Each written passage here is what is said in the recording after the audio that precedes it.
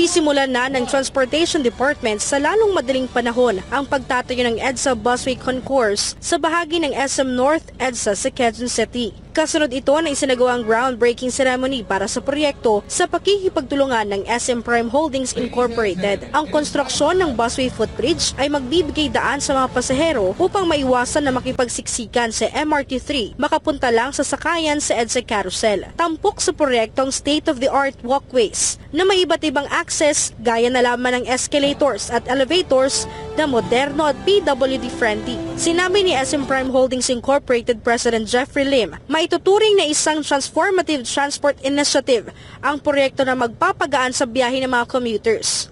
SM will ensure that these facilities are properly secured and well maintained for the safety and convenience of all passengers.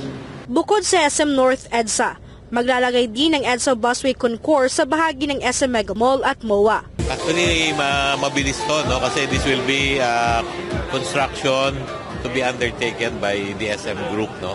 So yung contractor silang namili, no? They will supervise the construction, but the OTR will also do the supervision, no? See to it na it will conform to the standards that we set, no? Para maging comfortable and accessible to for the traveling public. Target matapos ng DOTR ang konstruksyon sa loob ng 3 hanggang 6 na buwan. Ang naturang proyekto ay patunay na may posibilidad na malutas ang problema sa transportasyon kung magtutulungan ang gobyerno at pribadong sektor.